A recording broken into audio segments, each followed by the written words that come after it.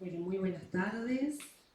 Le damos una cordial bienvenida a esta sexta sesión del Ciclo Cultural 2025, Discursos y Representaciones de la Independencia, organizado por el Centro de Documentación y Estudios de Iberoamérica de la Universidad de Montevideo.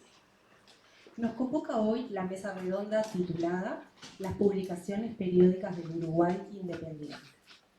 Antes de comenzar, queremos expresar nuestro agradecimiento a Andrés Minardi y a Álvaro Rizzo por abrirnos las puertas de este emblemático espacio cultural de la ciudad que nos brinda un marco excepcional para el desarrollo de este encuentro.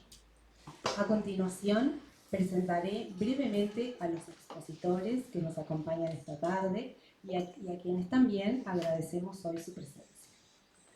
Wilson González de Muro es profesor de Historia egresado del IPA. Magíster en Ciencias Humanas, opción Historia Rioplatense por la Facultad de Humanidades y Ciencias de la Educación de la Universidad de la República. Es candidato a doctor en Historia por la misma institución. Profesor agregado en régimen de dedicación total del Departamento de Historia Americana de la Facultad de Humanidades y Ciencias de la Educación. Actualmente es miembro de la comisión directiva del Instituto de Ciencias Históricas, área de la que también es coordinador. Su campo de investigación es la historia de la prensa y la historia política y conceptual rioplatense del siglo XIX. Valentín Trujillo es escritor, periodista, profesor de lengua y literatura, gestor cultural.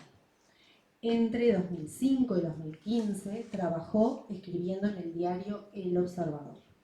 Ganó el Premio Nacional de Narrativa Juan José Morosoli por su libro de cuentos Jaula de Costillas, el Premio Netti de Narrativa por su novela Cómanse la ropa, y los premios Bartolomé Hidalgo y Premio Nacional de Literatura por su ensayo Real de Azúa, una biografía intelectual. En 2018 fue seleccionado en el proyecto Bogotá 39, como uno de los mejores narradores jóvenes de América Latina. Entre 2020 y 2025 fue director de la Biblioteca Nacional del Uruguay. Actualmente trabaja en el Departamento de Cultura de la Intendencia de Maldonado y es docente de la Universidad Católica Campus Punta del Este. Analía Lavín es doctora en Culturas Latinoamericanas e Ibéricas por la Universidad de Columbia y magíster en Medios, Cultura y Comunicación por la Universidad de Nueva York, a donde viajó con el apoyo de la Fundación Fulbright y de la Sociedad Interamericana de la Prensa. Obtuvo títulos de grado en Comunicación, Traducción y Lingüística en la Universidad de la República en Uruguay y en la Universidad de Toulouse, en Francia. Fue docente de Teoría de la Comunicación en la Facultad de Comunicación en la Universidad de Montevideo y actualmente forma parte del Grupo de Estudios Sociales de la Ciencia y la Tecnología de la Facultad de Información y Comunicación de la Universidad de la República. Ahora sí, dejo el uso de la palabra a nuestros expositores.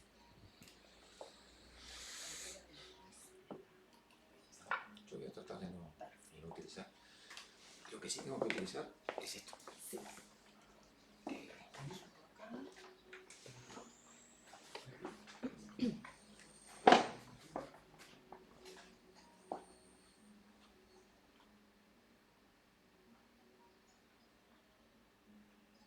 Me interesa un poco la pantalla con el brillo. Ahora sí, perfecto. Bueno, buenas tardes. Voy a hablar sin micrófono porque no me gusta hablar con micrófono, otra me parece que no es necesario. Bueno, en primer lugar, por supuesto que agradecer la invitación del CDEI, en particular de Fernando y también toda la operativa que coordinamos con Mariana para llegar hoy acá. Y por supuesto agradecer la presencia de ustedes aquí. En este lugar que además me parece que para hablar de estos asuntos de impresos, revistas, publicaciones, están tan a propósito, ¿no? Así que para mí es un gusto estar aquí. Bueno, ese título que ustedes ven allí, de esta breve presentación que voy a compartir con ustedes, tiene que ver un poco con la primera conversación que tuve con Fernando allá hace ya unos cuantos meses, cuando hablamos de la posibilidad de presentar algunas consideraciones, algunas reflexiones sobre esto que llamamos prensa de la independencia, que está puesto entre comillas porque no me voy a referir solamente a la prensa de lo que hoy sería el Bicentenario, que además es un momento particular de la producción periodística oriental, porque justo es un momento en el que no aparecen periódicos en el territorio oriental. En 1825 no se imprimían aquí. Se imprimieron hasta 1824 y vuelven a imprimirse desde 1826, como veremos, pero en el 25, precisamente en el 25 no había ninguno. Pero me parece que para hablar de la prensa de la independencia conviene remitirse a algunos antecedentes y llevar el recorrido hasta 1830, que es hasta el momento en que se conforma, se constitucionaliza el nuevo Estado. Lo que les traigo básicamente es un repertorio. Fundamentalmente eso es lo que quiero compartir con ustedes hoy. Es decir, una propuesta que pasa por establecer algo así como una periodización, más o menos, no digo que es preliminar porque con ella ya vengo trabajando hace un tiempo. Paréntesis, ¿de dónde salen estas cosas de las que les voy a hablar? Tiene que ver con dos investigaciones mías. Una que dio como resultado una tesis de maestría en la Facultad de Humanidades, a lo que hacía referencia recién la compañera cuando hacía la presentación, que fue sobre la prensa entre 1814 y 1825. Y también tiene que ver con la investigación doctoral que estoy terminando ahora, que no es sobre la prensa, pero que tiene en la prensa del periodo 1776 en realidad hasta 1830 una fuente fundamental, casi que la fuente más importante. Bueno, de ahí es que salen estas cosas que quiero compartir con ustedes hoy acá. Les decía, unos periodos en ese lapso 1810-1830, donde me parece que atendiendo a las características, fundamentalmente a los contenidos de los distintos periódicos que se publicaron, que al contrario de lo que se pueda pensar, fueron realmente muchos. Si sumamos los dos tramos, o sea, hasta 1810 hasta 1824, y todo lo que se publica desde el 26 al 30, estamos hablando de cerca de 50 periódicos. El problema con estos periódicos es que muchos de ellos tuvieron una vida sumamente efímera, pero muy efímera. Algunos no pasaron del número 1 o 2, algunos ni siquiera del prospecto, que es el nombre que en la época se le daba algo así como el número 0, ¿no? de esos periódicos. Pero la actividad de imprenta fue realmente muy importante. Y lo que también me parece importante señalar es que es difícil hablar solamente de la prensa oriental. La prensa oriental interactúa todo el tiempo con otra prensa regional, y en particular con la prensa de Buenos Aires.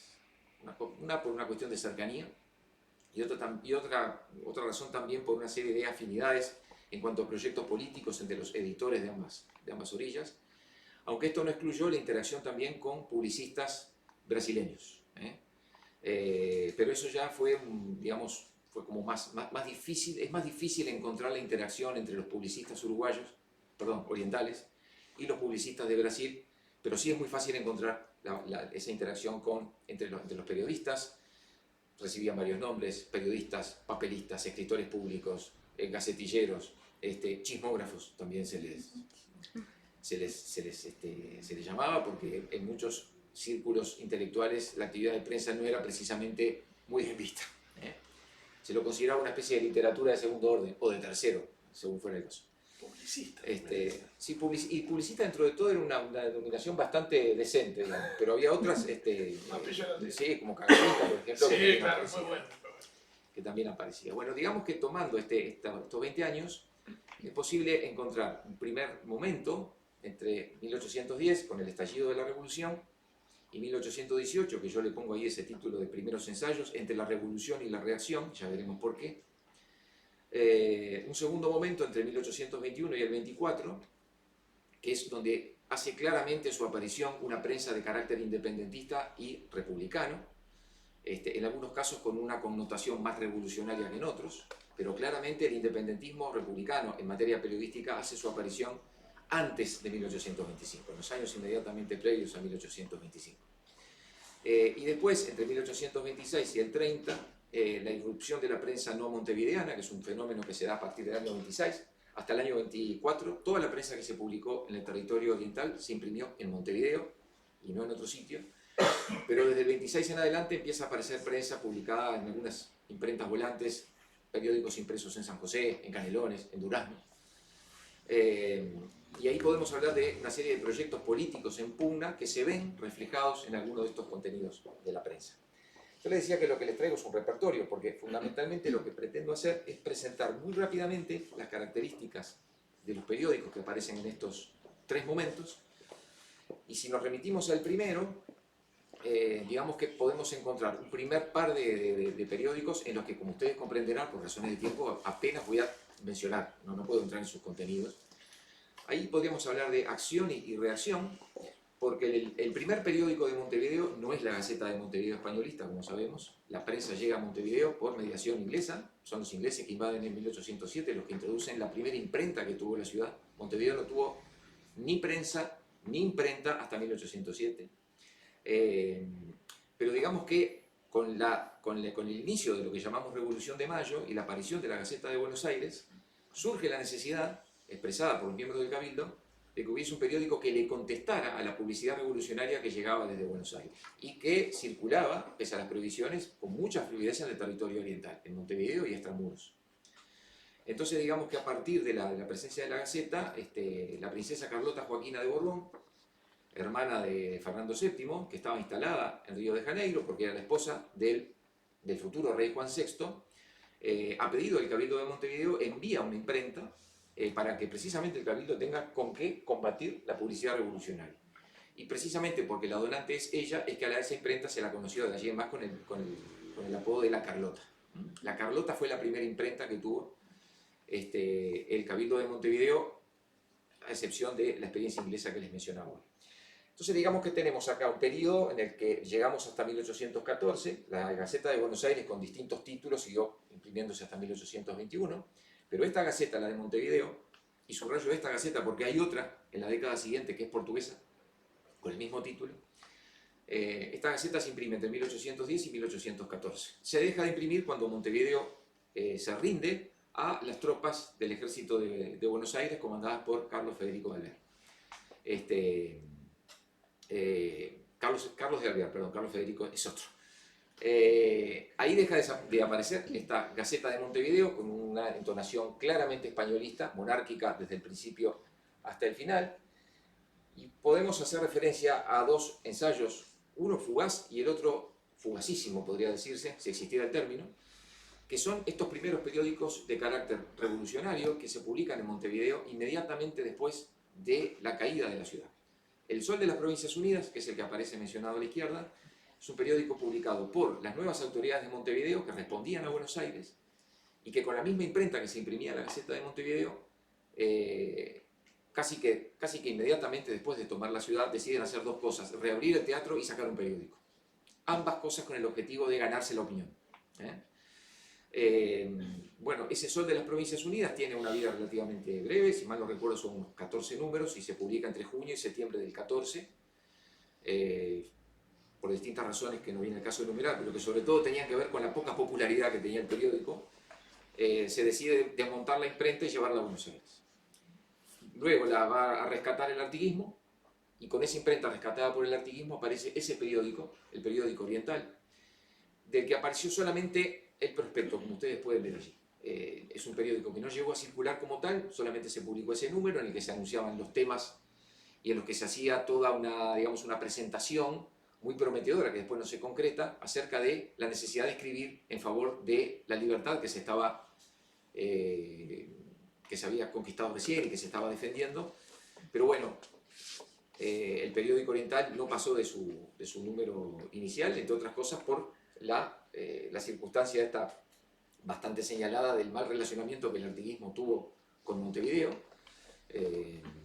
El primer redactor de este periódico fue el cura Mateo Vidal, y dejó de salir, aunque tenía la aprobación de Artigas expresamente, este periódico dejó de salir. Entonces, digamos que el proyecto de una prensa revolucionaria artiguista prácticamente terminó el mismo día que se inició. Y después, un tercer momento dentro de esta primera etapa, lo marca la aparición de un fenómeno un poco extraño en la prensa montevideana, que son esos 2 medios que aparecen mencionados allí, el Hurón y otro que, disculpen, pero no encontré una mejor imagen para traer, que tiene un título muy largo y un poco encriptado, Gaceta de un pueblo del Río de la Plata, no se dice cuál, a las provincias de Sudamérica, no se dice a cuáles. ¿Quiénes son o quién está detrás de estos periódicos? Bueno, hay un grupo de gente grande, encabezada por ese señor que aparece mencionado ahí, José Miguel Carrera, que era un exiliado chileno, que estaba instalado aquí, en Montevideo, huyendo de las autoridades chilenas, pero también huyendo de las autoridades porteñas del momento, contra las cuales él publica estos dos periódicos, los publica en Montevideo, bajo una pie de imprenta falso. Los periódicos salían como si estuvieran impresos en una tipografía norteamericana, pero en realidad salían de Montevideo.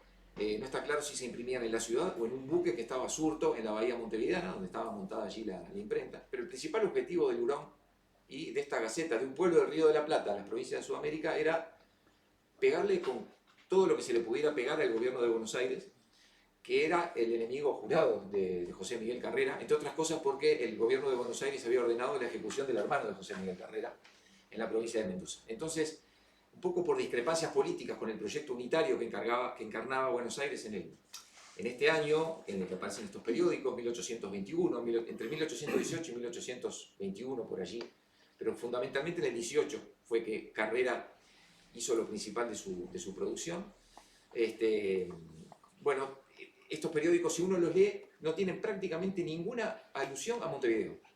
Y estaban pensados además para que circularan en las provincias, sobre todo en las provincias del litoral. Allí fue donde estos dos periódicos tuvieron una circulación mayor. Bueno, digamos que después de la salida de José Miguel Carrera de Montevideo, y con Montevideo ya controlada por las tropas del general Lecor, que era un señor que simpatizaba muy poco con la actividad de prensa, no hizo nada para estimularla e hizo lo posible para que no hubiera medios de prensa y más o menos lo logró durante un tiempo. Tenemos allí un paréntesis hasta 1821 donde no hay prensa montevideana. Hay imprenta que se usa para otras cosas, por ejemplo para imprimir documentos que necesitaba el gobierno o para imprimir cosas que encargaban particulares, invitaciones a fiestas, por ejemplo, poemarios, ese tipo de cuestiones, pero no prensa periódica. La prensa periódica va a reaparecer ya en ese segundo momento, del 21 al 24, pero con un ímpetu muy superior. Lo primero que aparece con la Montevideo todavía controlada por Lecor es este periódico muy interesante por sus contenidos, y además interesante porque es uno de los pocos casos de periódicos rioplatenses que manifestaron su abierta simpatía por el régimen de monarquía constitucional que se había instalado en Portugal. Y de paso también por la monarquía constitucional o por el constitucionalismo monárquico español. Pero sobre todo Portugal, era como el modelo a seguir para el editor de este periódico, un señor llamado Francisco de Paula Pérez, que era un teólogo, aparentemente nacido en Chuquisaca, y de manera un poco desconocida, como solía suceder, vino a dar a Montevideo y aquí se convirtió en tipógrafo. Y sacó ese periódico que le trajo muchos dolores de cabeza porque su simpatía por la monarquía constitucional progresivamente fue erosionando su relacionamiento con el gobierno de Montevideo.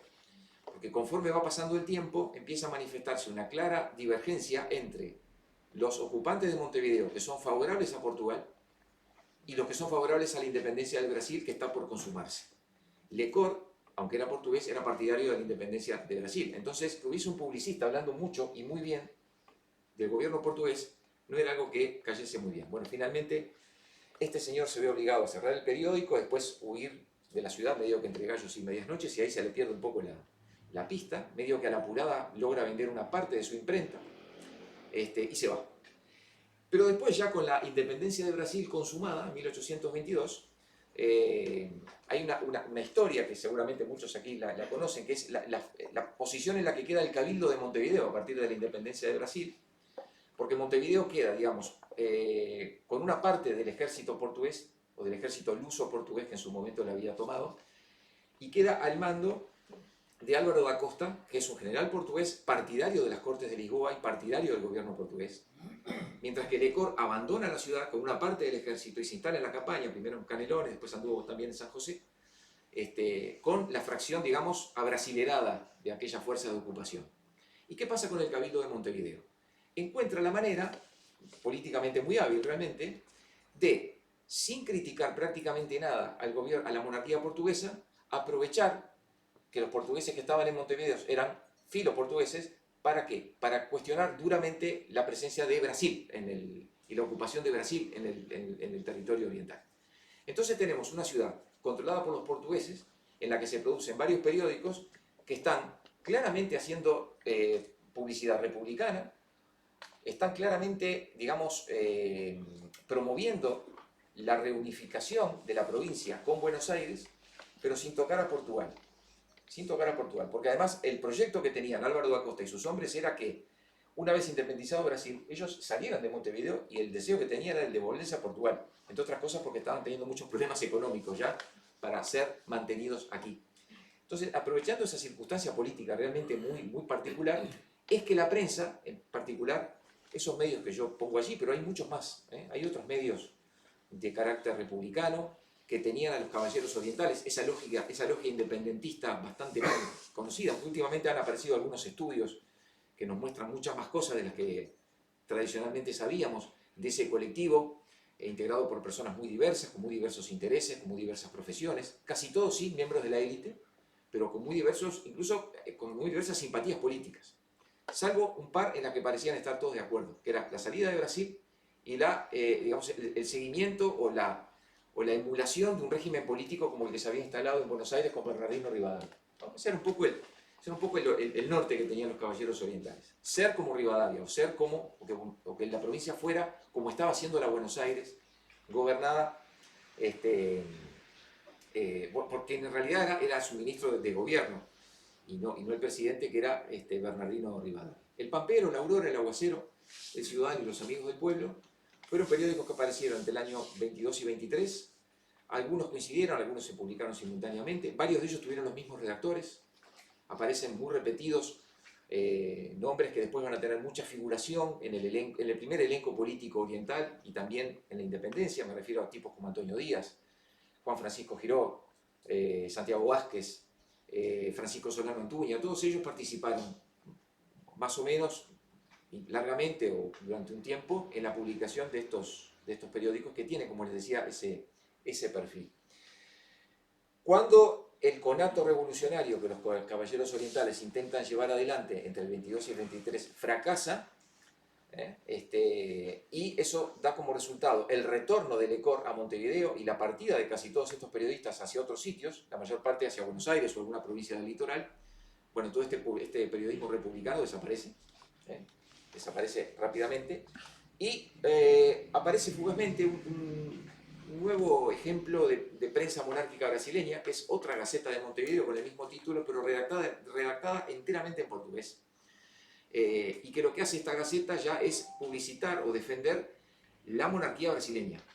Una monarquía brasileña que en el año 1824 también se da su propia constitución. Entonces, digamos que el hecho de que la monarquía brasileña, ya convertida en imperio, se constitucionalizara, para algunos publicistas la hacía un poco más potable que el dominio anterior, donde era un dominio claramente monárquico y despótico. Esto de que hubiera una constitución parecía como, de alguna manera, atemperar, ¿no? Digamos, la veta despótica que se le podía recriminar a ese poder intruso. Este es un periódico que tiene, digamos, relativamente poca vida. Yo salteo un montón de periódicos porque si se los menciono todos los voy a aburrir y los voy a llenar de figuritas. Lo que quiero es concentrarme sobre todo en el poco tiempo en los más importantes. Vuelto el ECOR a Montevideo, desaparece la prensa periódica otra vez, pero digamos que a partir de agosto del 26, por mediación de quien había sido funcionario del Cabildo de Montevideo desde muchos años antes, incluso desde la época artiguista, un señor llamado José Raimundo Guerra, que quizás lo conozcan no solamente por haber sido síndico del Cabildo, sino porque tenía digamos, lo podríamos llamar una profesión, aunque no era abogado, se había hecho muy famoso por ser defensor de esclavizados en el Montevideo portugués.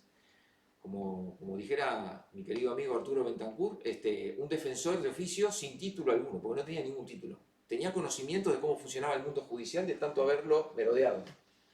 Y parece ser que era bastante listo y lograba cosas. O sea, algunos esclavizados a los que defendía, por malos tratos y demás, lograba algunos éxitos en ese sentido. José Raimundo Guerra convence al ECOR y a las demás autoridades brasileñas de Montevideo de que era necesario tener un periódico que defendiese la causa del imperio. Y aparece que está aquí, que es, con luz, el periódico más longevo que tuvo Montevideo antes de la independencia. Un periódico que se publicó de 1826 a 1829, más de 130 números, totaliza más de 600 páginas. Curiosamente, yo creo que por haber tenido ese perfil político que tuvo, nunca ha sido estudiado este periódico. No hay salvo referencias que aparecen en estudios de otra índole, pero yo no conozco un estudio específico sobre el semanario mercantil de Montevideo. Es cierto que por momentos se vuelve un poco tedioso, un poco aburrido, porque muchas veces dice siempre lo mismo, pero tiene el interés de ver cómo empieza siendo enteramente defensor del imperio y a medida que el viento va dándose vuelta, primero cambia el título, se pasa a llamar semanario mercantil, y después ya sobre el final de su existencia, esos humos imperiales bajan bastante y se vuelve, no digo que se vuelva un republicano, pero digamos que es un periodista que claramente acepta el estado de situación nuevo que se ha generado. No sabemos si José Raimundo Guerra estuvo hasta el final, pero por lo menos 2 años estuvo allí. Yo sospecho que hasta el final no se mantuvo en la redacción de este periódico, porque él era un pro imperial verdaderamente convencido. Era un poco oportunista, pero creo que también el sujeto tenía sus convicciones en ese sentido. Desde el año 26 aparecen estos periódicos editados fuera de Montevideo, algunos con nombres bastante similares, casi todos hacen referencia al espacio: Gaceta de la Provincia Oriental, El Eco Oriental, Miscelánea Oriental. Los puse en 2 grupos porque rápidamente les digo que los 3 que se ven del lado izquierdo son periódicos republicanos, pero claramente defensores del proyecto político unitario, o sea, de la reunificación de la provincia con Buenos Aires como capital, ¿no? Con el resto de las provincias rioplatenses, pero con Buenos Aires como capital. Mientras que los 2 periódicos de la derecha, que además aparecen después que estos, son periódicos también republicanos, pero con una impronta lavallejista bastante más marcada, y que se desmarca, valga el juego de palabras, que se desmarca ya entre el año 27 y 28, ya se empieza a desmarcar de ese unitarismo que da señales de un enorme deterioro, y que ya no concita las voluntades que concitaba antes. Entonces tenemos periódicos republicanos, pero incluso se puede ver algunas discusiones entre ellos en los momentos en que coinciden, donde si bien ya nadie habla de un proyecto monárquico, la idea de que hubiese una monarquía ya ha sido desterrada hace 4 o 5 años por lo menos. Ahora todo el mundo habla de un régimen de soberanía popular, pero lo que se discute son las características, qué tipo de república es la que se va a instalar. Pero de democracia, de monarquía, por lo menos a nivel de la prensa, ya prácticamente nadie está hablando como una posibilidad. Y por último, desde 1828 hasta el 30, que es donde yo decido hacer el corte, con la firma de la Convención Preliminar de Paz y la creación, ya con garantía británica, de un nuevo Estado, bajo los auspicios del Imperio del Brasil y del gobierno de las Provincias Unidas del Río de la Plata, digamos que se retoma la actividad periodística republicana en Montevideo y empiezan a aparecer una serie de periódicos que ya van además teniendo otro perfil, no solamente político, sino también en cuanto a su línea editorial. Empiezan a aparecer periódicos en los que, por ejemplo, la publicación de avisos empieza a ser una constante. Y empiezan a aparecer los periódicos ilustrados. O sea, entre el 30 y el 32 hay un cambio fuerte en la publicística montevideana, las características que tienen los periódicos y sus contenidos. Pero casi todos estos, yo ahí mencioné 4 que me parecen de los más importantes. Los 2 primeros, el Observador Mercantil y su continuador, que fue el Observador Oriental, tuvieron entre su cuerpo redactor, quizás el más importante de ellos, a un señor de origen español llamado José María Márquez, que era un individuo que había tenido un trajinar periodístico previo en Buenos Aires, y digamos que para los términos de la época era calificado como una especie de extremista, porque era un jacobino, pero era un jacobino no en el sentido que utilizó ese término, por ejemplo, la primera época de la Revolución, donde el jacobinismo tenía que ver sobre todo con una forma de hacer política. Este reivindicaba a Robespierre directamente, ¿no? Entonces eso lo hacía un personaje un poco excéntrico para el talante político de la época, pero también alguien que tenía unas posturas muy marcadas. Por ejemplo, los textos que publicaba José María Márquez en Buenos Aires acerca de cómo se debía manejar la cuestión de los impuestos para resolver los problemas de las clases populares eran textos muy radicales realmente. No trae ese radicalismo José María Márquez a Montevideo. Acá viene, digamos que, no sé si tanteando el terreno o qué, pero viene más tranquilo, si se quiere. Pero sí viene con una postura republicana clara y una postura muy crítica acerca de los malos manejos que se puedan hacer por parte de las dirigencias políticas. Eso es algo que José María Márquez aparece con bastante claridad. Después hay otros periódicos como El Constitucional, que es un periódico claramente defensor, no solamente de la solución encontrada en la Convención Preliminar de Paz, sino que también es un claro defensor del proyecto de constitución que se está debatiendo a medida que estos periódicos van publicándose. Es un periódico que también tenía sus simpatías con el unitarismo de Buenos Aires, pero digamos que a partir de la Convención Preliminar de Paz, la prédica periódica a favor, o periodística a favor de la reunificación, ya prácticamente pierde todo sentido. A lo sumo, si quedan algunos que se quejan, por ejemplo, de que en el marco de esa reformulación política que ha tenido la provincia, algunos se quejan de que hayan desaparecido los cabildos, en el sentido de que se los consideraba un lugar donde verdaderamente la soberanía popular podía expresarse. Algunos señalaban el contrasentido entre conquistar la libertad y al mismo tiempo suprimir instituciones donde los que habían conquistado la libertad, que eran los ciudadanos, podían expresar sus opiniones. En ese sentido hay algunos artículos, sobre todo en el montevideano, que son bastante interesantes. Bueno, yo estoy ya, creo que en 20 minutos, ¿no? Si no me pasé alguna más, o sea que prefiero no robarle tiempo al día a los compañeros. Después, en todo caso, si hay alguna pregunta, seguimos. Pero yo dejo por aquí, les agradezco la atención, espero haber sido claro por lo menos.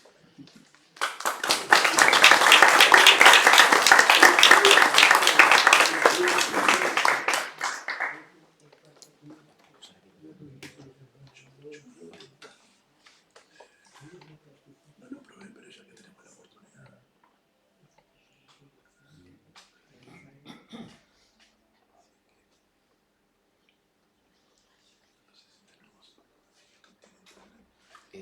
¿Tenemos? Sí, parece que Sí, conocemos.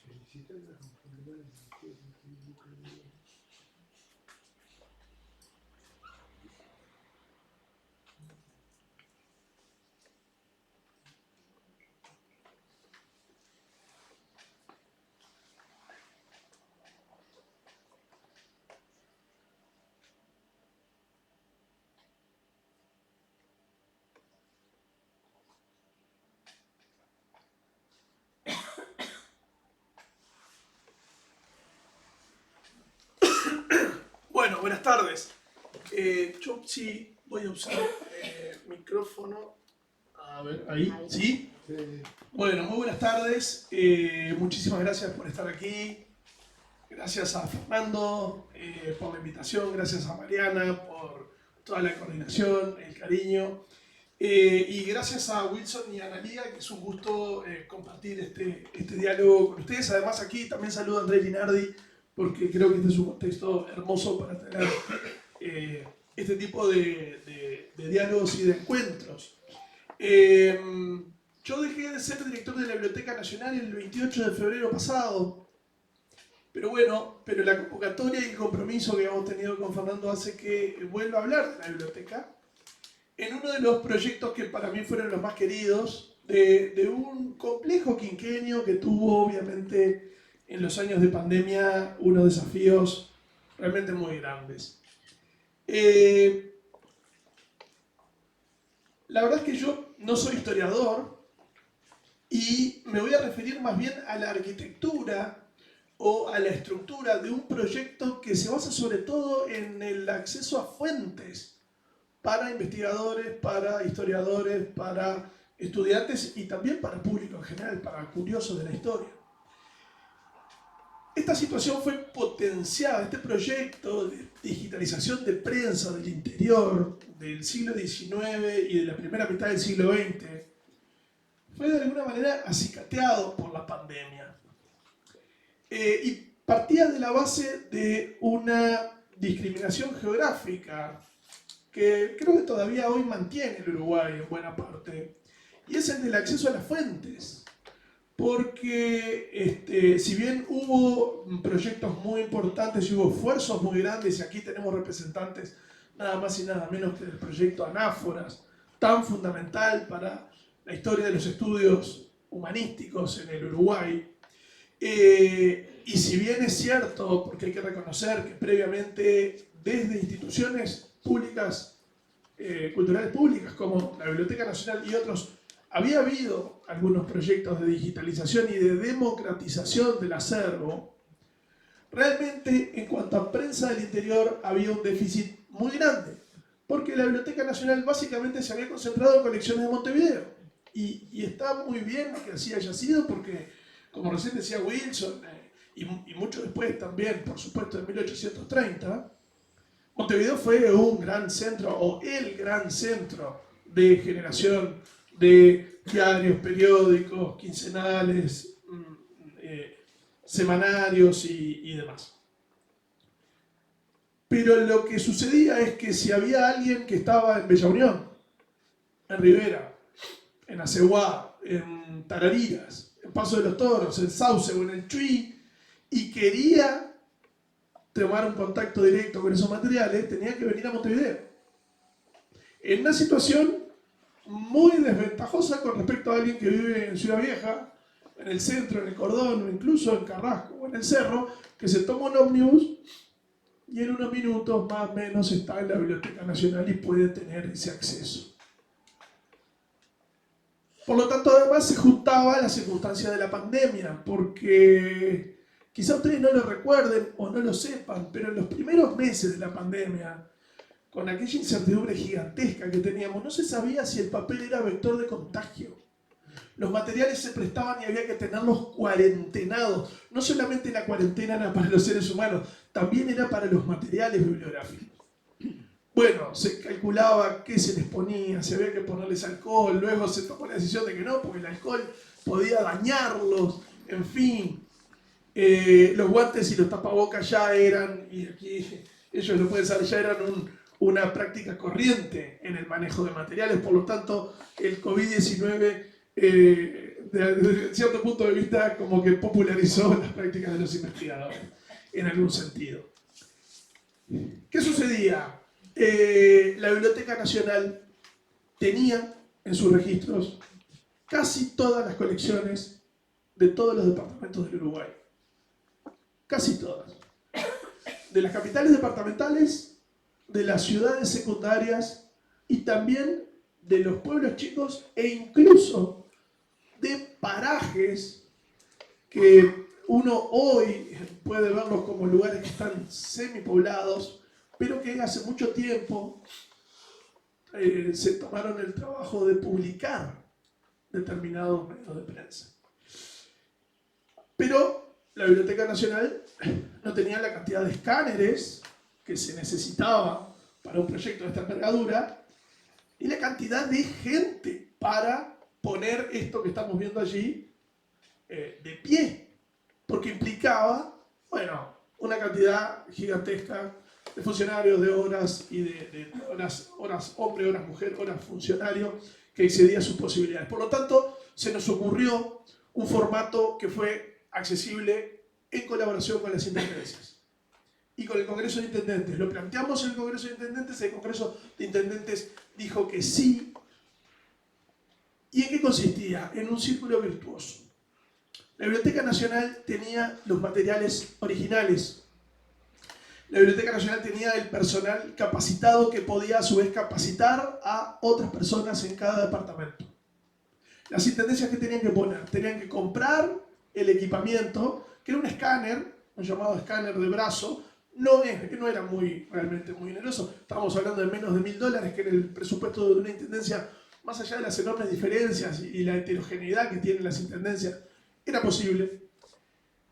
Y la Biblioteca Nacional podía capacitar a los funcionarios que iban a digitalizar, además de prestar el material. Pero además la Biblioteca Nacional tenía una gran página web, con un centro de cómputos particular, que está por fuera del gran centro de cómputos que está en las afueras de Pando para el Uruguay.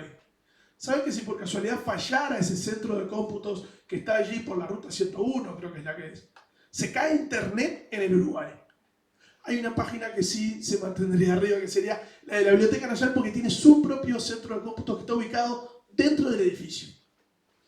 Tomamos la decisión, cuando se aprobó el presupuesto, de comprar storage, de comprar almacenamiento, de comprar espacio, porque íbamos a recibir miles y miles de páginas digitalizadas de esas colecciones que íbamos a prestarle a cada intendencia luego de la capacitación. En el medio, en el año 2020, ustedes lo recordarán, hubo elecciones municipales, allá por finales de septiembre. si mal no recuerdo, el domingo 27 de septiembre. Por lo tanto, todas las negociaciones y las tareas que hemos hecho de contacto y de coordinación con los intendentes, con los directores de cultura y con los responsables de las bibliotecas y con los bibliotecarios, en muchos casos cambiaron. O porque cambió el partido político que estaba gobernando el departamento, o porque se mantenía el mismo partido, pero vino otro intendente, con otro director, con otro equipo de gestión, y hubo que rearmar de nuevo. Cuento todo esto que tiene que ver con... Pues, alguien podrá estar diciendo, ¿y qué tiene todo esto que ver con las publicaciones de prensa de la independencia? Bueno, tiene que ver, en principio, porque buena parte de las colecciones que acaba de nombrar Wilson en su exposición ya estaban digitalizadas en la web de Biblioteca Nacional. Ahí hubo un bibliotecólogo, Camilo Freire, en coordinación con otra gran bibliotecóloga, Milagros Puentes. Los nombro porque son parte responsable de todo esto. Ellos habían decidido con criterio bibliográfico, bibliotecológico y bibliográfico una primera etapa que se llama Primeros Impresos. Y en Primeros Impresos, que es otro sector de esta misma página de la Biblioteca Nacional, están allí. Recuerdo haber leído El Aguacero, por ejemplo, ¿no? Y otros que están allí, de lo que se llamaba en su momento, bueno, lo decía recién Wilson, ¿no? Los partidarios de los talaveras, era la forma un poco despectiva, ¿no? Que se les decía.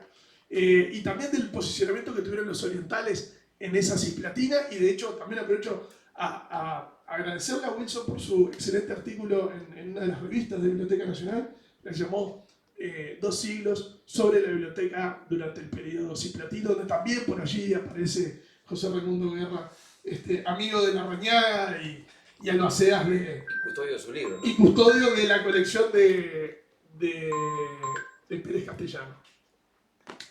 Entonces, lo que teníamos era 18 departamentos, Montevideo queda fuera porque la digitalización ya se ocupaba de Biblioteca Nacional desde aquí, 18 departamentos con el enorme desafío de convencerlos para que consiguieran el escáner, para que lo compraran. Reitero, en épocas complejas, con discusiones de presupuestos en medio de una pandemia y con cambio de gobierno de Yapa. Y bueno, y muy de a poco fue armándose esto. Una primera cohorte, digamos, fueron 9 las intendencias que se sumaron, que capacitaron a sus funcionarios y que Biblioteca Nacional, en un hecho histórico, prestó material e hizo confianza con la coordinación que había hecho Milagros Puentes a través de gestión territorial, y salió material original y único de los archivos de Biblioteca Nacional. Colecciones, por ejemplo, en el caso de Paysandú, 1874, y fueron hasta allá, y allí tenemos la ventaja de que en Paysandú hay un centro de documentación que se llama Daniel Vidal y que está comandado por una persona que es fundamental, que se llama Andrés. Bueno, en este momento tengo una laguna, pero en Paysandú, ese centro de documentación, el propio, que falta de respeto, el propio Andrés además creó una forma de crear un escáner gigantesco hecho por él mismo. Comenzó la digitalización a un ritmo realmente impresionante. Luego fueron sumándose otros departamentos en el mismo formato. La biblioteca daba los materiales a la gente capacitada, viajaban en vehículos de las intendencias, digitalizaban con el equipamiento adquirido, subían a la página web de Biblioteca Nacional. Ahí había un chequeo de parte de funcionarios de la biblioteca, por ejemplo, y ahora lo podemos ver en algún ejemplo concreto, de que los metadatos de cada página coincidieran con lo que era que la página 1 de tal colección fuera efectivamente esa. Y además con la posibilidad de transformarlo en un PDF y poder bajarlo desde cualquier lugar del mundo, y con un sistema que se llama OCR, que es un lector óptico y que se puede buscar cualquier palabra que está en esa página. Es una especie de Google para textos de este tipo. Entonces, todo esto generó este proyecto que estamos viendo, que es una cantidad muy, muy importante al día de hoy, como se imaginarán, yo estoy bastante en desacuerdo con varias decisiones que han tomado las actuales autoridades de Biblioteca Nacional, pero sí celebro esta en particular porque continuó este proyecto y continúa hasta hoy, y al día de hoy tenemos 332 títulos subidos en la web. de los 18 departamentos del Uruguay. Y destaco algunos departamentos en particular. El departamento de Tacuarembó, por ejemplo, tiene 77 colecciones escaneadas y subidas. Algunas muy antiguas, incluso de cuando Tacuarembó no era Tacuarembó. No sé si ustedes sabían que se llamaba San Fructuoso la ciudad, a mediados del siglo XIX. Artigas, también lo mismo. San Eugenio del Cuarem. Hay algunas colecciones que son de Santa Rosa del Cuarem, actualmente llamada Bella Unión. Y lo mismo en el resto de los departamentos. Estamos hablando de una cantidad aproximada, en total, aproximada porque es difícil de cuantificar, de más de 66.000 páginas. Y esto es un proyecto que continúa hasta hoy. O sea, está en pleno movimiento. Esto lo que le da a los historiadores, a los investigadores, es, bueno, es una base de datos infinitamente mayor y de más calidad de las que se tenían antes cuando el contacto era meramente físico, cuando las personas tenían que trasladarse hasta Montevideo. Además permite, como les decía, esos métodos de búsqueda. Pero no solamente es una cuestión cuantitativa, también es cualitativa. Hay algunos departamentos que tienen menos cantidad de colecciones, pero que tengan menos cantidad de colecciones no significa necesariamente que hayan digitalizado menos. Pongo en concreto el ejemplo de Soriano. Soriano tiene tiene unas 11 o 12 colecciones de volúmenes, pero en particular tiene una que es el diario El Teléfono de Mercedes, de los cuales tiene 18 años digitalizados. O sea, ustedes calculen 365 por 18 por 8, que son la cantidad de páginas que tiene cada día. Y están a disposición allí, Urbi et Orbi. ¿Cómo se utiliza esto? Bueno, miren, les voy a mostrar un poco cómo funciona. No me voy a referir, obviamente, a las 332, pero para el caso concreto de Artigas, y están ordenados alfabéticamente en realidad, ¿no? Pueden entrar cualquiera. Tenemos el derecho, 1896. Y, por ejemplo, a ver, uno aquí, del 23 de mayo de 1896. Y estoy abriendo uno simplemente para que ustedes tengan una muestra. Esto claramente es la digitalización de un microfilm. Esto había sido microfilmado, pero como pueden ver, más allá de algún pequeño detalle, la lectura es bastante nítida. Y de hecho, si vamos aquí al zoom, se puede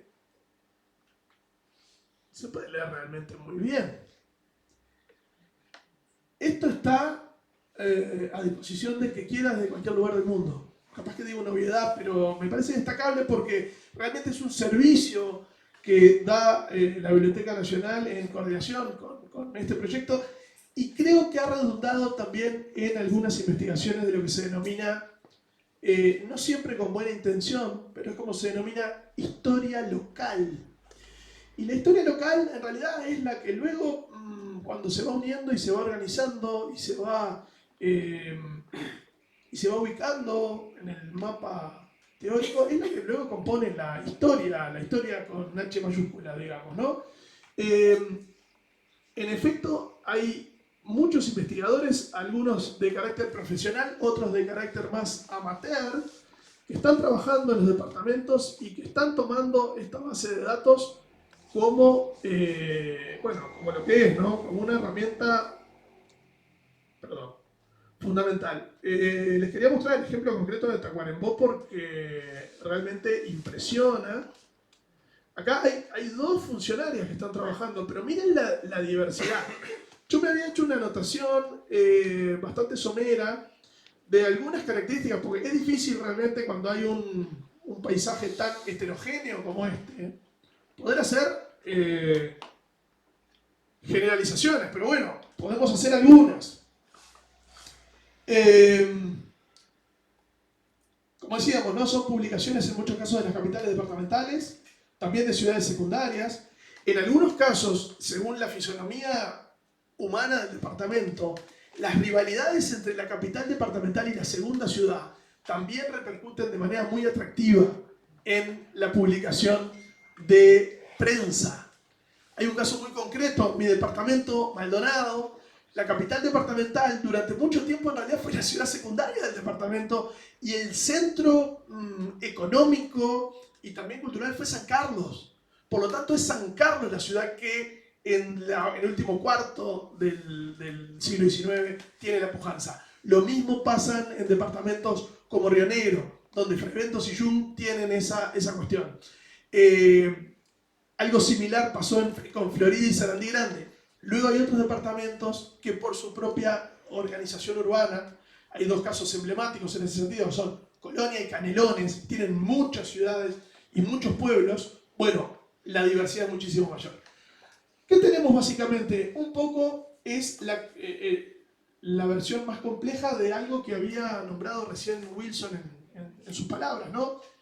Hay una orientación, al principio, claramente política. Claramente política.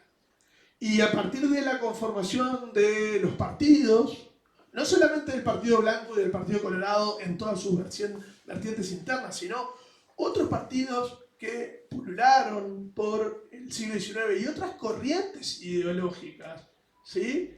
Porque teníamos diarios católicos, luego vienen algunos diarios anarquistas, algunos diarios y periódicos de carácter sindical, algunos del Partido Conservador, otros del Partido Constitucionalista, otros que se denominan liberales dentro de un arco ideológico muy amplio, porque, como recién decía Wilson, podía haber liberales que fueran unitarios, podía haber liberales que se consideraran blancos, liberales colorados, y también, ¿por qué no, liberales constitucionalistas?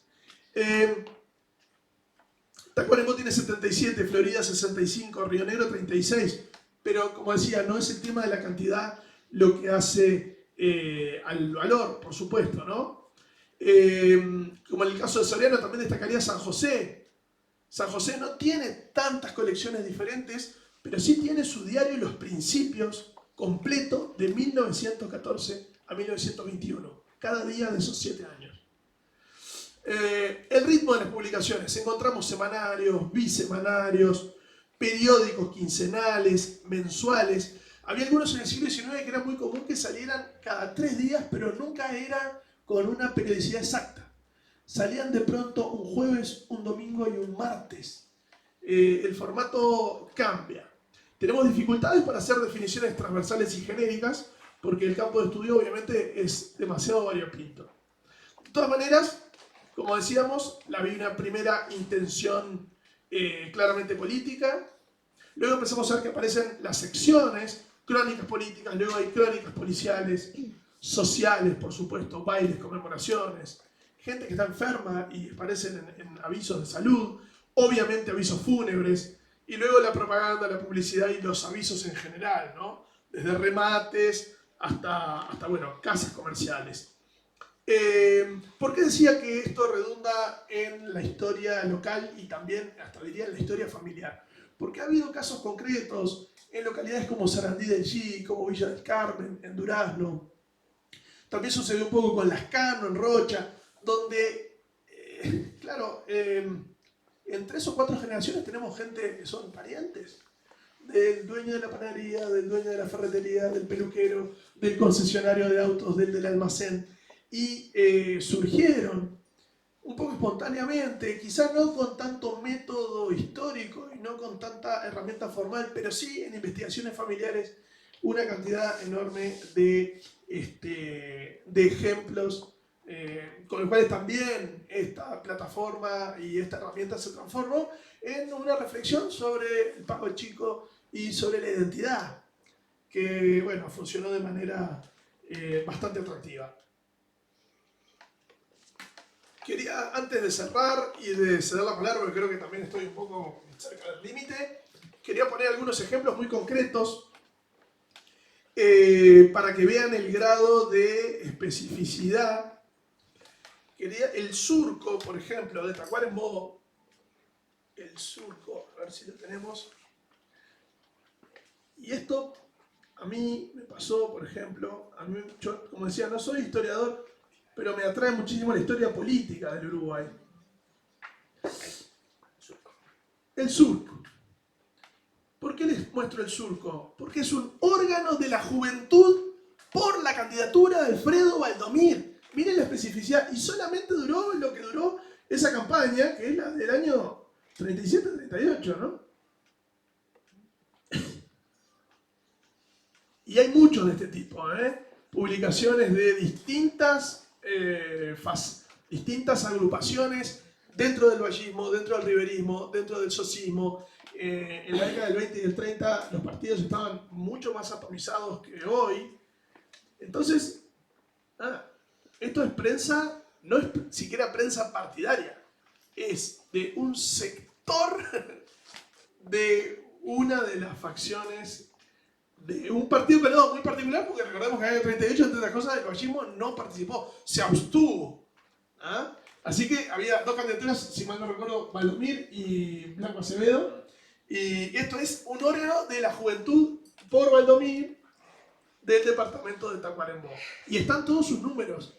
Y uno puede leer ahí los textos más maravillosos metiéndose en la microhistoria de una manera que, bueno, considero muy atractiva.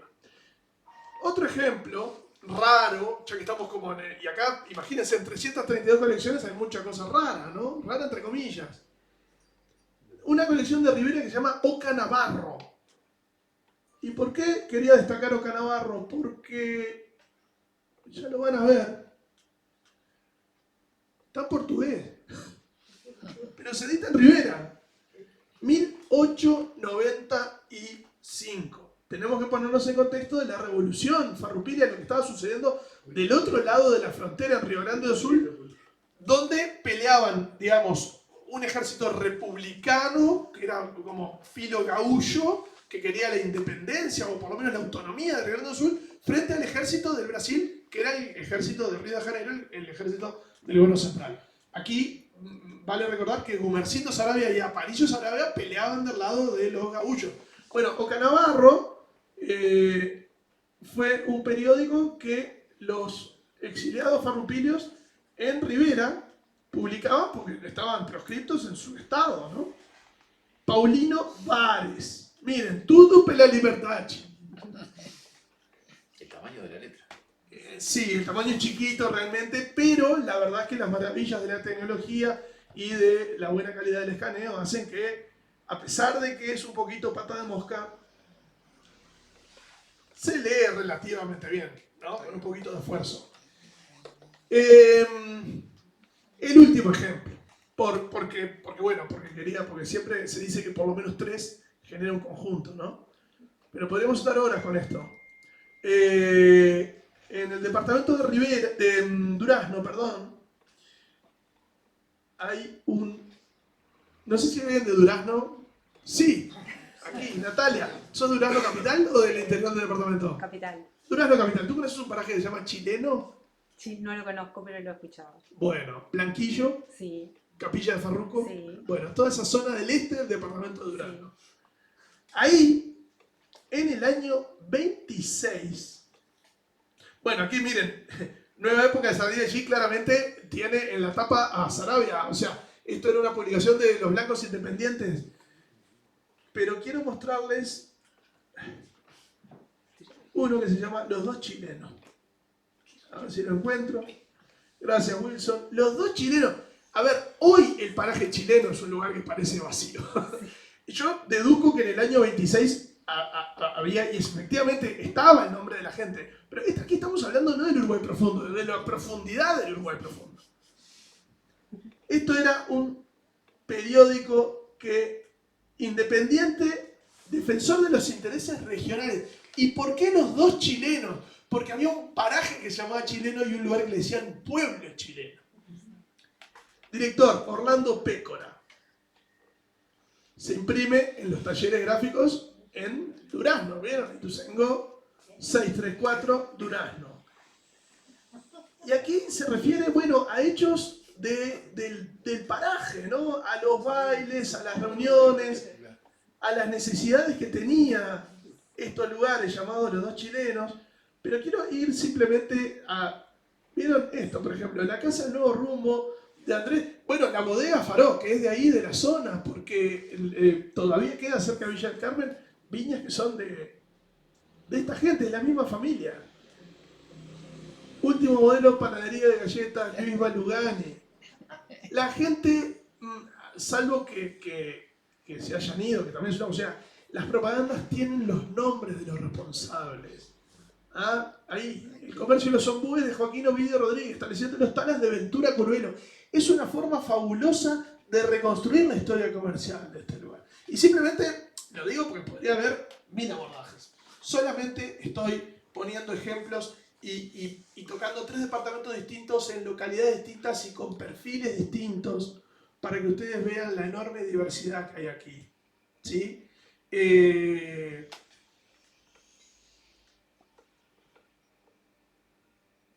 El último ejemplo lo voy a poner con Salto y nos despedimos con una sonrisa. Un periódico satírico, como muchos, y hay algunos, y cuando recién Wilson hablaba, decía que él cortó su análisis en el 30. Entre el 30 y el 34 hay una serie de publicaciones en Montevideo de carácter satírico político maravillosa, ¿no? La matraca, la diablada. O el robo de la bolsa. ¿No? Que unos eran los 5 hermanos, otros eran contra los 5 hermanos, y con una serie de apodos para los políticos que eran maravillosos. Acuña de Figueroa también andaba mezclado ahí en el medio. Les quería mostrar en Salto el ejemplo de la butifarra. A ver, ¿dónde tenemos? ¿Dónde lo tenemos? ¿Dónde lo tenemos? No lo veo ahora. Capaz que yo me estoy confundiendo. Perdón, es el látigo. Es el látigo. El látigo. El penúltimo. El látigo. La butifarra de Dolores. Semanario satírico político social en Soriano.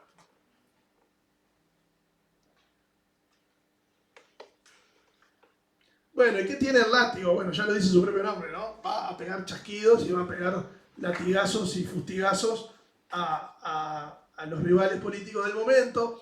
Ridendo castigat mores, ¿no? La fórmula latina, ¿no? De que riendo es una forma de castigar. Y aquí hay ironías, filos y puntazos para personajes muy notorios de la sociedad salteña. Salto, obviamente, fue un foco y un centro de publicaciones muy importante. Hoy caído un poco en desgracia, lamentablemente quedan muy pocos medios en Salto. Diría que quedan pocos medios impresos incluso en Montevideo, ¿no? Pero bueno, pero aquí tienen el papel de la caricatura, que es fundamental, ¿sí? Y bueno, también se reitera un poquito el mismo formato de los avisos comerciales, las notas sociales. Ahí tenemos, ¿no? Noticias serias, latigazos, todo con una ironía y con un humor. Se burlaban en este caso se consideran liberales, hay unas burlas concretas al obispo de Salto y a la iglesia. Luego los que se sentían atacados respondían con cartas, ellos las publicaban y se las respondían de nuevo.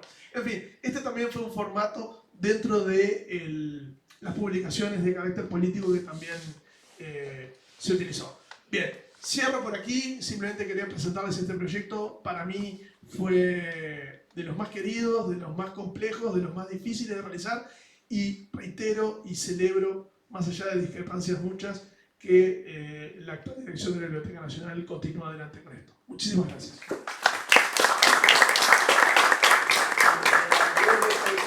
Andrés Oberti, que fabrica... Andrés Oberti, gran sanducero Andrés Oberti, que no solamente es un gran digitalizador, es un gran historiador, acaba de publicar 3 volúmenes de la historia de Paysandú. Y el tercero de ellos, simplemente se los digo, sobre un sitio de Paysandú que a mí me sorprendió mucho, porque no es el de finales de 1864 y principios de 1865, que es el Paysandú, el sitio más conocido, sino es el de 1836-1837, el de la Revolución de Rivera, contra el gobierno de Oribe. También Paysandú fue sitiado. Andrés Oberti, esa es la persona. Gracias, Arturo. Bueno, quería agradecer también al CDI por la invitación. Yo voy a proponer una perspectiva ahora de un siglo más o menos posterior a la de Wilson, con archivos que he trabajado de la Biblioteca Nacional, digitalizados, físicos. Bien, entonces me interesa tomar el punto de vista de la cultura visual, de las imágenes, las ilustraciones, en el rol de estas revistas, y me voy a centrar específicamente en las revistas naturistas. Esto que ven acá es un posteo en Facebook del año 2022 de una organización en contra de la vacunación obligatoria, en contra de los controles médicos del carnet de salud, etcétera, de Uruguay, donde, bueno, están haciendo una alusión a las leyes de obligatoriedad, se habla de una referencia vaga a la viruela del mono, pero a mí lo que me interesa mucho es la foto que eligen para justamente reivindicar, digamos, una historia de luchas en contra de lo que ellos consideran como estas arbitrariedades, estas leyes estatales. Y justamente esta foto se publica en una de las revistas de la que yo quiero hablar hoy, que es la revista Natura. Esto fue publicado cuando se estaba aprobando la ley de vacunación obligatoria, es un acto del 1 de mayo, ahí se pueden ver los carteles que dice respetar la libertad del ciudadano bajo la vacunación obligatoria de 1911. Esta foto entonces fue publicado no por una revista obrera, aunque quizás también apareció ahí, sino por una revista naturista. Que es la revista Natural. Ahí es una foto de la conexión de la Biblioteca Nacional, ahí pueden ver mis dedos. También acá tengo una revista que vine la traje para que estuviera en compañía de todos estos libros. Los investigadores no solo trabajamos con la Biblioteca Nacional, sino por ejemplo con Mercado Libre, es que gracias a eso pude trabajar. No es la biblioteca. Gracias a esto pude trabajar durante la pandemia antes que lo volvieran a habilitar para los investigadores. Acá también tengo otro libro.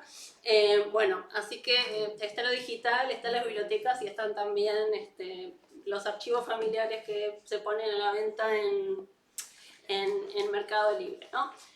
Entonces, bueno, quiero hablar de este tipo de publicaciones periódicas, las publicaciones periódicas naturistas del Uruguay de principios del siglo XX. El naturismo, bueno, es un movimiento que surge a fines del siglo XIX en Europa y que luego tiene diferentes, digamos, iteraciones locales en varios países del mundo. En Uruguay fue una comunidad muy activa que convocó a un público muy heterogéneo que incluía desde figuras relacionadas con el ocultismo, la teosofía, también con el anarquismo, escritores, también comerciantes, etc. O sea, fue un movimiento que recién se está recuperando ahora, se está volviendo a estudiar ahora, pero fue como una parte muy importante en esa cultura científica alternativa, digamos, de principios del siglo XX en Uruguay, ¿no? Bueno, ¿qué hacían estos grupos naturistas? Tenían cantinas vegetarianas, promovían el vegetarianismo, promovían tratamientos con agua, con sol, muchos de los cuales coincidían, ¿no? con lo que se estaba recomendando desde la medicina, pero bueno, buscaban esa vuelta a la naturaleza, esa como promesa de ese camino para la regeneración de la sociedad a través de este tipo de conductas y comportamientos individuales que, como les decía, también incluían este tipo de dietas, estos tratamientos, etc. Y también, como veíamos como vemos en la imagen que está ahí, una oposición férrea a determinadas prácticas como las vacunas, la vivisección, las cirugías, la bacteriología, etc., ¿no?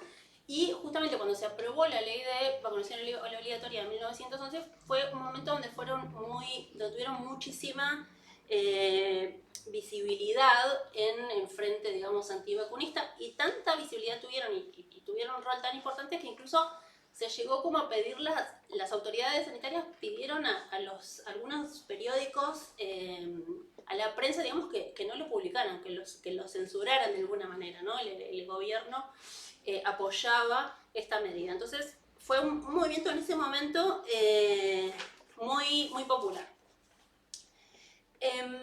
Bueno, en Uruguay, para que tengan una idea, en las primeras 3 décadas del siglo XX hubo por lo menos 9 grupos naturistas, todos con sus publicaciones, sus revistas, sus folletos, tenían como un aparato de propaganda bastante en funcionamiento. Esto surge de un investigador también que está trabajando sobre esos temas y que estamos trabajando juntos, que se llama Franco Ruggano, que hizo ese relevamiento, ¿no? Tenemos 9 instituciones, grupos naturistas con todas sus publicaciones, ¿no? Entonces, bueno, una de las revistas que quiero hablar es la revista Natura, que no es de la Biblioteca Nacional. Se publicaba mensualmente, se publicó sin interrupciones entre 1904 y 1915. Y esta publicación, este grupo estaba dirigido por un uruguayo nacido en Cataluña que se llamaba Fernando Carbonell, que lo tienen ahí a la izquierda. Y Fernando Carbonell formaba parte de la Sociedad Teosófica, o sea, de una logia teosófica en Uruguay, ¿sí? La teosofía, que era esta especie de combinación entre religión, ciencia, estos movimientos ocultistas de fines del siglo XIX, que bueno, que siguen hasta hoy, pero que en este momento eran muy populares. Acá puse la revista de la Federación Teosófica del Uruguay. No me voy a centrar en ella, pero simplemente porque tiene unas ilustraciones increíbles. Estos son de 1924 y 1925. Son de los archivos digitales, no sé si de la Biblioteca Nacional o de Anáforas. Pero bueno, acá uno un artista que hacía portadas, y también artista plástico, Mario Radelli, que también era teósofo, hizo estas portadas. Pero bueno, volvemos a la de las revistas naturistas. Estas revistas incluyen muchas ilustraciones y fotografías que tienen diferentes funciones.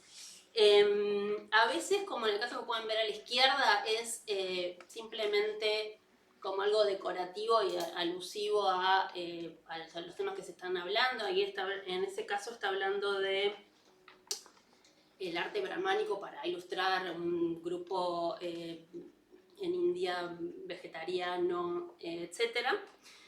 Después también tienen algunas fotos como la de la derecha, que es en el contexto de esta campaña frente a la promulgación de la ley de vacunación obligatoria, que eran muy activos, iban al Parlamento, estaban en las barras, llevaban carteles, imprimían folletos, tenían muy aceitado, un mecanismo de propaganda muy efectivo y muy aceitado, que bueno, finalmente no triunfa, pero sí hicieron mucho ruido en ese momento, ¿no? Entonces tenemos esta otra función como más buscando estos efectos más con fines propagandísticos para justamente generar estas reacciones en los lectores, ¿no? Y siempre es interesante ver en cómo funcionan las imágenes como con los textos que los acompañan, ¿no? Con bueno, en este contexto de efectismo, ¿no? Dice, la descripción es el niño asesinado por la vacuna. Y luego un médico, esto es un artículo que se reproduce de una revista alemana traducida en Rosario, ¿no? Como también todas estas maneras en que circulaba toda esta información, ¿no? Toda esta información. Entonces, ahí pueden leer esa cita que dice: el retrato está muy bien hecho, en cambio las palabras que mencionan lo sucedido son muy insignificantes. Debemos gritarles, rugirles a sus oídos con voz de trueno que retumbe. Un niño justiciado públicamente en Hannover por la medicina oficial, dando publicidad a este retrato entre abogados, médicos, empleados públicos y profesores de colegio, nuestro pueblo y sus alrededores, etcétera, etcétera, ¿no? Entonces esta era parte también de la iconografía antivacunas de su momento.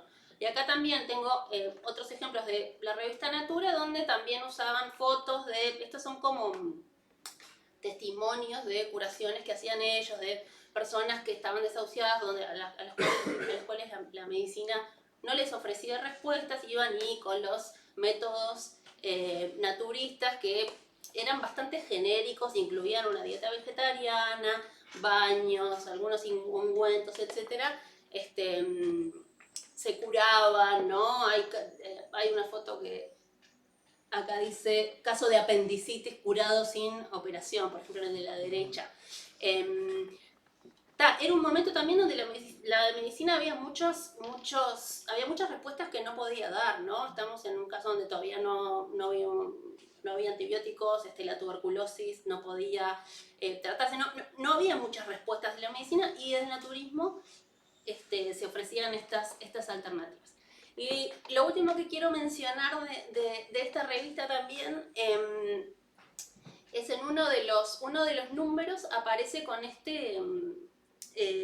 hay un artículo que es un tratado sobre geometría que apareció con esta ilustración, que ahí no se ve, eso es en la biblioteca, gracias, que ahí pueden ver los escritorios. No sé si lo ven ahí, en la izquierda está todo doblada, y a la izquierda lo ven doblado, y luego era una ilustración gigantesca con un montón, bueno, gigantesca, más o menos 50 por 60 centímetros, ¿no? Esto es escrito por Joaquín Carbonell, que es el padre de Fernando, que era a su vez, daba clases de dibujo técnico en la facultad. Entonces es interesante también ver el tema de la combinación de esas aspiraciones como científicas y a su vez ocultistas, ¿no? Ellos creían que en la matemática, a través de la matemática y la perfección de la matemática, se podía acceder a algunas verdades que no se podía acceder a través de los sentidos, por ejemplo. Acá me resultó interesante también como en la materialidad y las cuestiones más prácticas de cómo imprimir esto, ¿no? Acá, en el prólogo, esto se publicó en la revista en 3 tomos y después se publicó como un cuadernillo, digamos. Dice, bueno, cómo los imprenteros, digamos, se enloquecían tratando de imprimir esto, ¿no? Los pone a 2 pasos del manicomio, etcétera, etcétera. Pero bueno, es interesante ver cómo acá esta revista está promoviendo este modelo, digamos, de acceso a verdades a veces ocultas a través de la matemática, ¿no? Todo esto también dentro de las diferentes alternativas de la cultura visual, ¿no? Entonces ellos reivindicaban este acceso más elevado, digamos, a la verdad, y lo que él buscaba era justamente a través de estas fórmulas matemáticas, ¿no? Que conectaban puntos, líneas, planos, etc., buscaba mostrar las enseñanzas de la teosofía donde, según esto, todo estaba conectado. Entonces él lo demostraba de manera matemática. Y bueno, es interesante, ¿no? Porque también estos contenidos eran como bastante densos, no eran para, digamos, un público más generalizado, alguien que ya sabía matemática, no entendía nada, pero sin embargo estaba privilegiado en este tipo de revistas. Y el otro naturista del que quiero hablar, que se llamaba Antonio Valeta, capaz que algunos lo escucharon hablar porque es el inventor del deporte del balón uruguayo. Otro naturista también, contemporáneo con Carbonell, que tenía... cuyo instituto se llamaba Higiene y Salud, la revista también se llamaba Higiene y Salud. Este es un poco posterior a Natura, se empezó a publicar en 1914 y se dejó de publicar en 1970, más de 30 años después de que se muriera su fundador, ¿no? Hay como una continuidad bastante importante.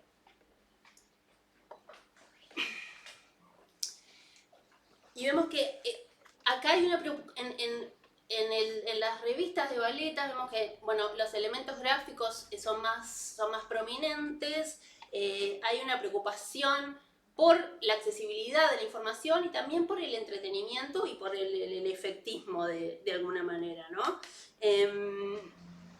Las imágenes, digamos,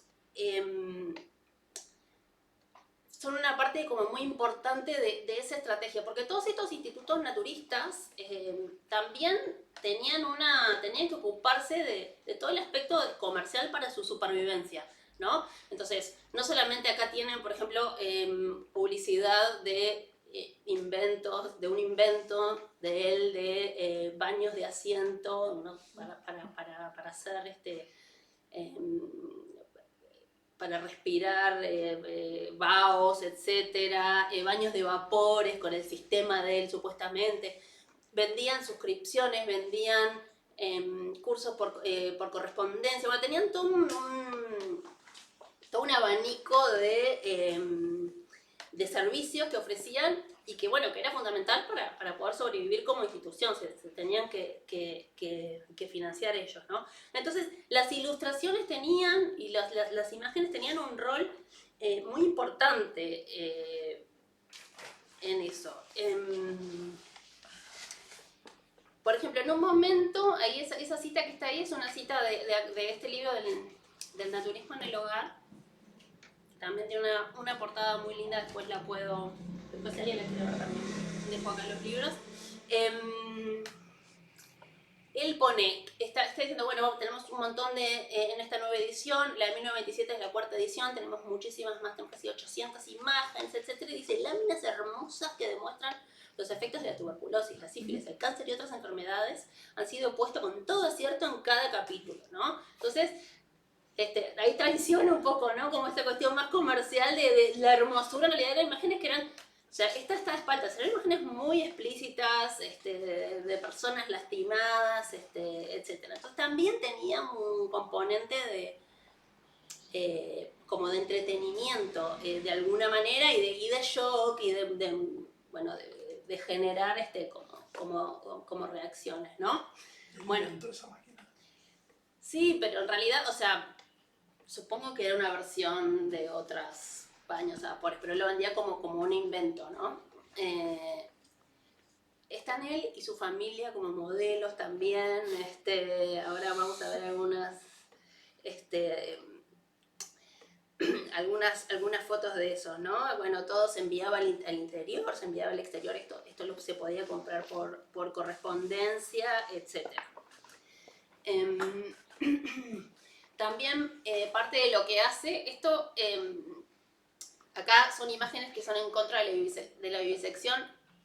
Estas imágenes, la mayoría eran como copiadas y pegadas de otras publicaciones de por ahí, no hay atribuciones, no hay citas, nunca dice dónde las sacas, era toda una cosa muy casera, ¿no? Ellos eran como los creadores de contenido de hoy que están todo el tiempo publicando y reciclando y republicando, o sea, en la revista, lo que publicaron en la revista después lo publicaban primero como librillo, después como libro, estaba permanentemente. Entonces, bueno, acá muestra, por ejemplo, es en contra de la vivisección, imágenes bastante gráficas de animales usados por la experimentación médica y al lado, bueno, los gatitos, ¿no? Como que juega un poco con ese contraste.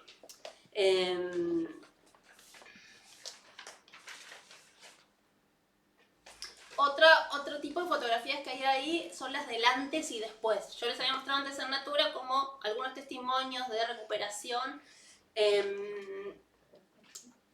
Aparecía como la foto, ¿no? Estaban también buscando determinada legitimidad, ponían la dirección de las personas que iban, cosa que las personas puedan ir y verificarlo. Pero bueno, en estas fotos de antes y después, digamos, sin la explicación y sin el texto, no queda muy claro cuál es la de antes y cuál es la de después. Ese mejoramiento tiene que ver con cómo está peinado el bigote. No, acá dice, grabado me muestran bien claro el estado patológico desesperante del señor Parodi, que gracias a su envidiable constancia y confianza con nuestro método de higiene y curación pudo liberarse de las terribles garras del bravo pulpo. El pulpo era la sífilis. Y ahí les pone abajo el mismo, ¿no? Las personas que se interesan por el caso del señor Parodi pueden pasar por el domiciliado de este sitio de la calle Casiada 19-18, ¿no? Entonces, bueno, también tiene que ver con toda una estrategia de búsqueda de legitimidad. Acá lo mismo, hay una de antes y después, que acá dice, los grabados demuestran perfectamente los dos extremos. En el primero lo vemos con el vientre hinchado, y fue cuando hacía apenas un par de meses que se había sometido al régimen vegetariano. El segundo cliché, presenta el señor Zavallo libre de su congestión pulmonar y de la peligrosa hidropesía ventral que lo había colocado en la puerta del cementerio. Estas imágenes de vuelta, sin estas explicaciones de la gravedad de sus patologías, no funcionan, ¿no? Están como estos relatos.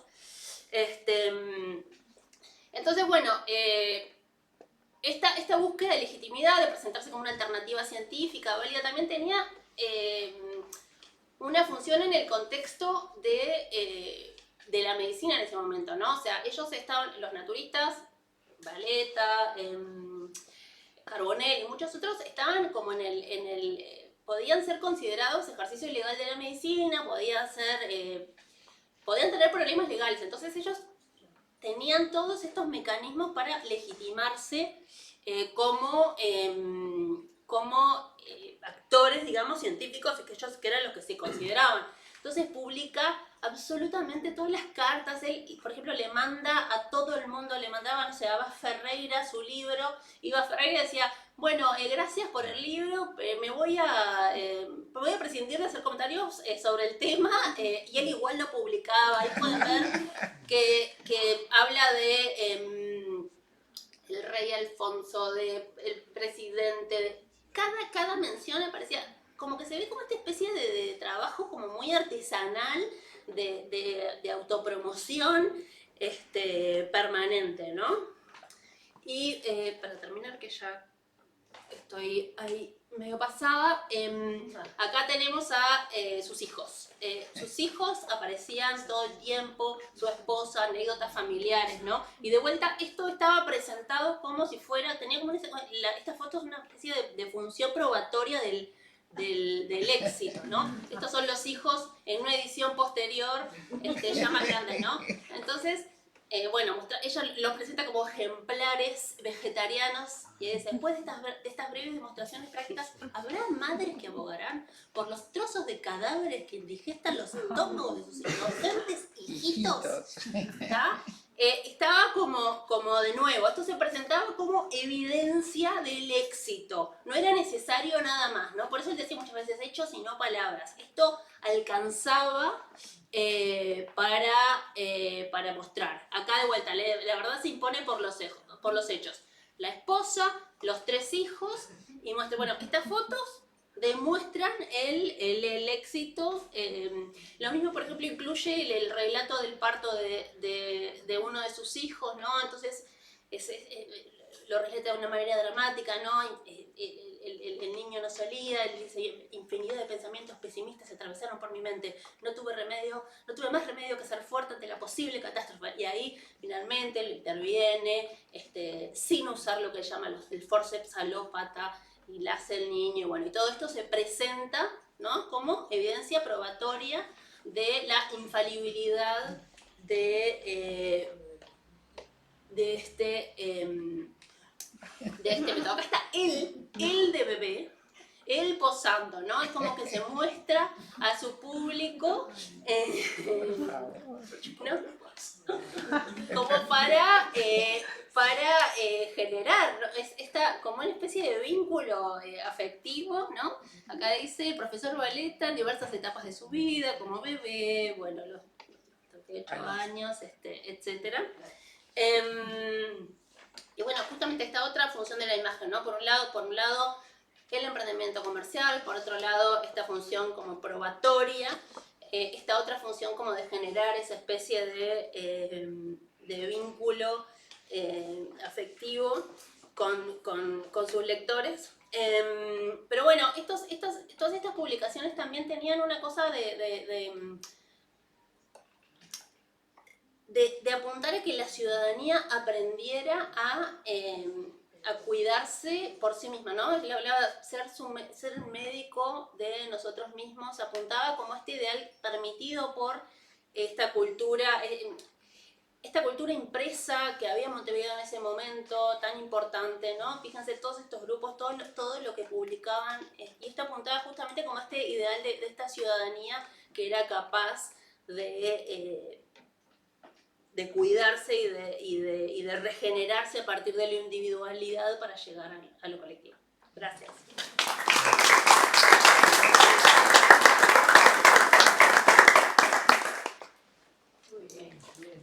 alguna pregunta muy puntual para alguno de los expositores?